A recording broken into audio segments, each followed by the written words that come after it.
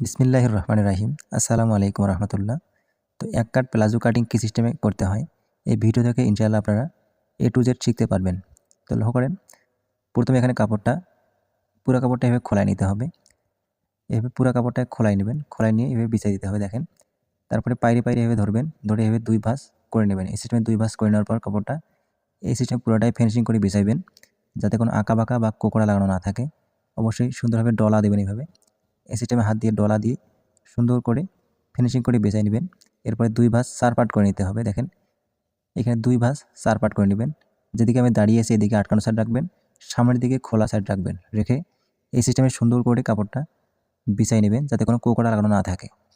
Iron করে নিলে আরও ভালো হবে। আয়রন না থাকলে এভাবে সুন্দর করে বিছাই নেবেন। এরপরে দেখেন, কাপড়টা এভাবে মাপ দিবেন। 2 গজ 2 গিরা কাপড় রয়েছে এখানে। 2 গজ 2 গিরা কাপড় দিয়ে আমরা 36 ইঞ্চি লম্বা প্লাজো কাটিং করব। এরপর দেখেন, প্রথমে আপনাকে কাপড়টা দেখতে হবে সামনের দিকে খোলা সাইডটা আছে কিনা। দেখেন, সামনের দিকে আমি 4 পার্ট খোলা সাইড রাখছি। এই দেখেন, দেখাই দিলাম। এরপর দেখেন, রাবার লাগানোর জন্য প্রথমে আপনাকে 2 ইঞ্চি পরিমাণে একটা মার্জিন টানতে হবে রাবার ভাঙানোর জন্য। বরাবর একটা মার্জিন টেনে দেবেন। এই সিস্টেমে বরাবর একটা মার্জিন টেনে দেওয়ার পরে দেখেন, লম্বা নেব 36 ইঞ্চি লম্বা। এখানে কাপড়টা এখানে পুরোটা ঠিকে যাবে। এরপরে মুহুরি দেওয়ার জন্য বাড়তি আমরা সাইড থেকে বাড়তি কাপড় দিয়ে মুহুরি দিব। তো দেখেন, এখানে মাথামাতি 36 ইঞ্চি এখানে রয়েছে। একটা মার্জিন টানতে হবে। দেওয়ার পরে দেখেন, মুহুরি হবে 16 ইঞ্চি, অর্ধেক নিতে হবে 8 ইঞ্চি। 16কে 2 ভাগ করে অর্ধেক নিতে হবে। এরপরে দেখেন, মার্জিন থেকে এখানে দেখেন রাবার ভাঙানোর মার্জিন থেকে 13.5 ইঞ্চি হাই নিব। 13.5 ইঞ্চি হাই দিয়ে এখানে একটা মার্জিন টেনে দিতে হবে সরাসরি। দেওয়ার পর এখানে পাশে নিতে হবে এখানে 2 ইঞ্চি। পাশে 2 ইঞ্চি নিয়ে এখানে মার্জিন বরাবর এখানে সোজাসুজি একটা মার্জিন টানতে হবে। এই মার্জিন টেনে দেওয়ার পর এখানে হাইয়ের রাউন্ড এখানে সুন্দর করে গোল করতে হবে।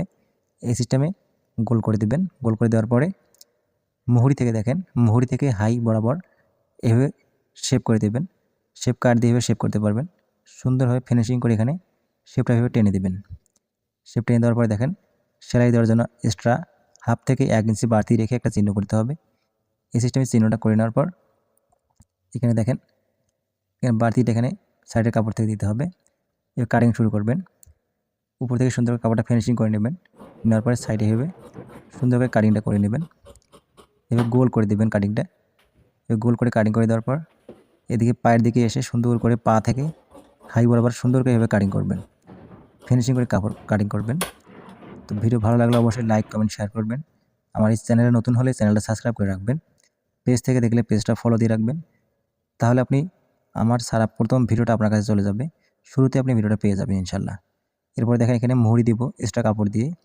দেখেন, বাড়তি যে পায়ের দিকে কাপড়টা বাইর হইলো, পায়ের দিকের বাড়তি কাপড়টা বাইর হওয়া কাপড়টা দিয়ে এখানে এক্সট্রা মুহুরি দিতে হবে। এই সিস্টেমে কাটিং করে নেবেন। কাটিং করে নেওয়ার পরে এখানে মুহুরিটা জয়েন দিতে হবে।